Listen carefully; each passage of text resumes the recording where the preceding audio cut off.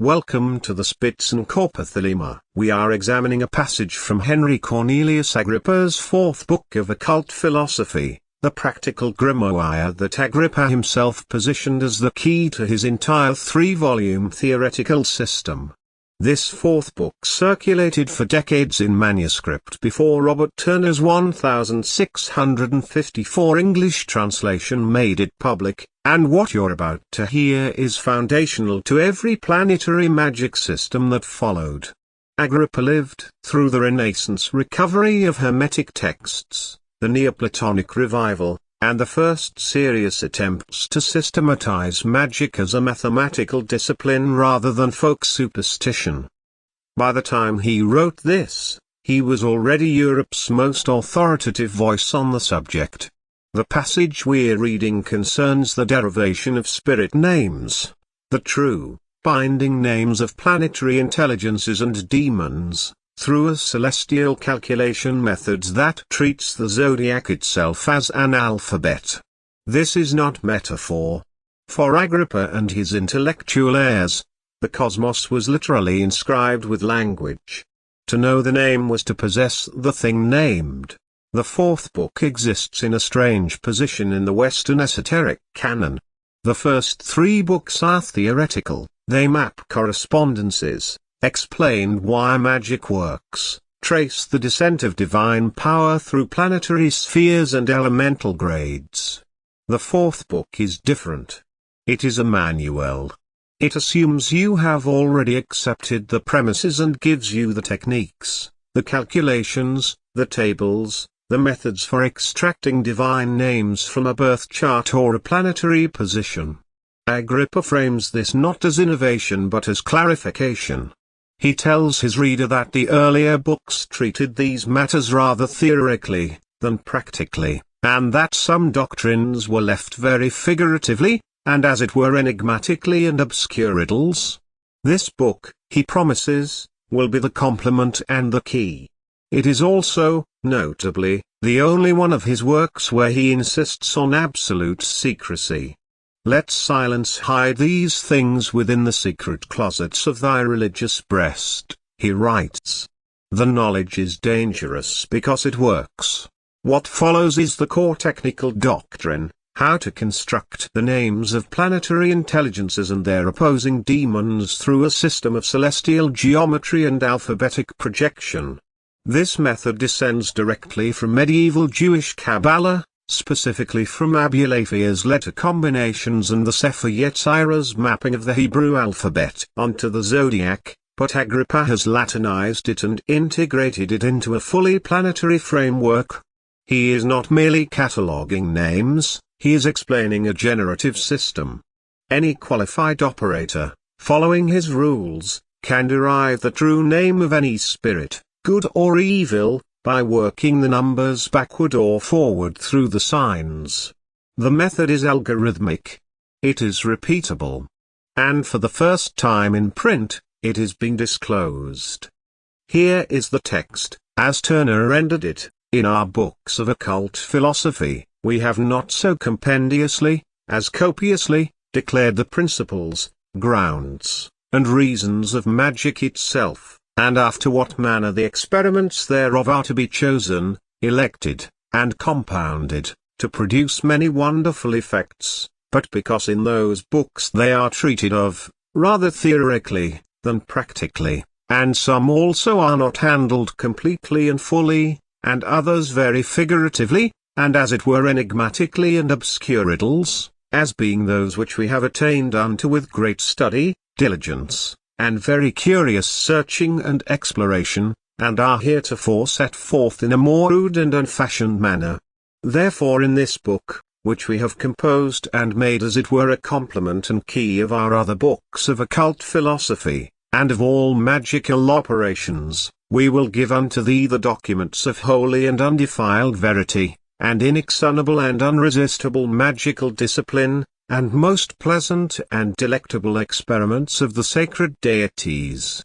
So that as by the reading of our other books of occult philosophy, thou mayest earnestly covet the knowledge of these things, even so with reading this book, thou shalt truly triumph. Wherefore let silence hide these things within the secret closets of their religious breast, and conceal them with constant taciturnity. This therefore is to be known, that the names of the intelligent presidents of every one of the planets are constituted after this manner, that is to say, by collecting together the letters out of the figure of the world, from the rising of the body of the planet, according to the succession of the signs through the several degrees, and out of the several degrees, from the aspects of the planet himself, the calculation being made from the degree of the ascendant. In the like manner are constituted the names of the princes of the evil spirits. They are taken under all the planets of the presidents in a retrograde order, the projection being made contrary to the succession of the signs, from the beginning of the seventh house. Now the name of the supreme and highest intelligence, which many do suppose to be the soul of the world, is collected out of the four cardinal points of the figure of the world, after the manner already delivered, and by the opposite and contrary way, is known the name of the great demon, or evil spirit, upon the four cadent angles. You must also observe, that the names of the evil spirits are extracted, as well from the names of the good spirits, as of the evil, so notwithstanding, that if we enter the table with the name of a good spirit of the second order, the name of the evil spirit shall be extracted from the order of the princes and governors, but if we enter the table with the name of an evil spirit a governor, after what manner soever they are extracted, whether by this table, or from a celestial figure, the names which to proceed from hence, shall be the names of evil spirits, the ministers of the inferior order. It is further to be noted, that as often as we enter this table with the good spirits of the second order, the names extracted are of the second order, and if under them we extract the name of an evil spirit, he is of the superior order of the governors. The same order is, if we enter with the name of an evil spirit of the superior order. If therefore we enter this table with the names of the spirits of the third order, on with the names of the ministering spirits, as well of the good spirits, as of the evil, the names extracted shall be the names of the ministering spirits of the inferior order. But many magicians, men of no small authority, will have the tables of this kind to be extended with Latin letters, so that by the same tables also, out of the name of any office or effect, might be found out the name of any spirit, as well good as evil, by the same manner which is above delivered, by taking the name of the office or of the effect, in the column of letters, in their own line, under their own star.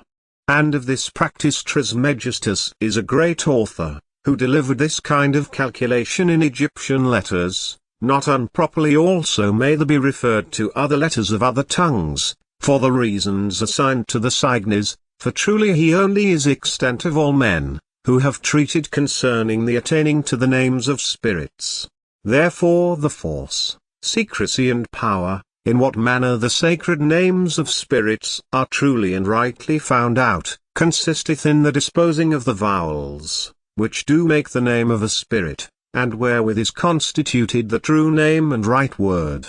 Now this art is thus perfected and brought to pass. First, we are to take heed of the placing the vowels of the letters, which are found by the calculation of the celestial figure, to find the names of the spirits of the second order, presidents and governors. And this in the good spirits, is thus brought to effect, by considering the starts which do constitute and make the letters, and by placing them according to their order. First, let the degree of the 11th house be subtracted from the degree of that star which is first in order, and that which remaineth thereof, let it be projected from the degree of the ascendant, and where that number endeth, there is part of the vowel of the first letter. Begin therefore to calculate the vowels of these letters, according to their number and order, and the vowel which falleth in the place of the star, which is first in order, the same vowel is attributed to the first letter. Then afterwards thou shalt find the part of the second letter, by subtracting the degree of a star which is the second in order from the first star, and that which remaineth, cast from the ascendant. And this is the part from which thou shalt begin the calculation of the vowels, and that vowel which falleth upon the second star, the same is the vowel of the second letter. And so consequently mayest thou search out the vowels of the following letters always, by subtracting the degree of the following star, from the degree of the star next preceding and going before.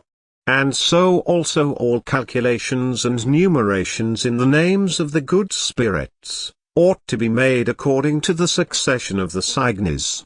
And in calculating the names of the evil spirits, wherein the names of the good spirits is taken the degree of the 11th house, in these ought to be taken the degree of the 12th house. And all numerations and calculations may be made with the succession of the signs, by taking the beginning from the degree of the 10th house. Now these celestial characters do consist of lines and heads. The heads are 6, according to the 6 magnitudes of the stars, whereunto the planets also are adduced.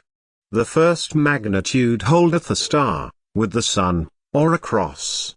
The second with Jupiter in a circular point. The third holdeth with Saturn, a semicircle, a triangle, either crooked, round, or acute. The fourth with Mars, a little stroke penetrating the line, either square, straight, or oblique. The fifth with Venus and Mercury, a little stroke or point with the tail, ascending or descending. The sixth with the Moon, a point made black. All you may see in the ensuing table. The heads then being posited according to the sight of the stars in the figure of heaven, then the lines are to be drawn out, according to the congruency or agreement of their natures. And this you are to understand of the fixed stars. But in the erecting of the planets, the lines are drawn out, the heads being posited according to their course and nature amongst themselves. When therefore a character is to be found of any celestial image ascending in any degree or face of a sign, which do consist of stars of the same magnitude and nature, then the number of these stars being posited according to their place and order, the lines are drawn after the similitude of the image signified, as copiously as the same can be done. What Agrippa has articulated here is a system of magical nomenclature grounded entirely in celestial mathematics. The process is not intuitive or visionary, it is computational. You begin with a birth chart or a planetary hour, extract the degree of specific planets and houses, project those degrees through the zodiacal sequence, forward for good spirits, backward for demons, and where the numbers land, you collect letters. Those letters, when voweled according to a secondary set of calculations derived from stellar positions, yield the true name. The name itself is not arbitrary. It is the signature of the thing named. For Agrippa, following the Hermetic axiom as above, so below, the cosmos is already inscribed with language. The magician's task is merely to read it correctly and speak it back with authority. The deeper claim here is radical, that divinity speaks through mathematics, that the planetary spheres possess intelligence and respond to their true names, and that an educated operator can compel or commune with these intelligences by reconstructing the celestial language in which they were made. This was not unique to Agrippa, the same framework appears in medieval Jewish magic, in Islamic talismanic traditions, and in Byzantine theatrical texts. But Agrippa systematized it, printed it, and made it teachable. His method proved so durable that it was absorbed wholesale into every subsequent grimoire tradition. The 18th century Golden Dawn, the Geisha, the planetary magic manuals of the 19th century, the vowel calculation, the house-to-house projection, the reversal for demons, these are still recognized techniques. Agrippa did not invent them, but he canonized them. And once you understand that the cosmos is written in letters and numbers, that a spirit's name is its essence and your access to it, the entire ceremonial apparatus becomes not superstition but linguistics. You are learning to speak the language of creation. Next, Henry Cornelius Agrippa, 3 Books of Occult Philosophy. Book 1.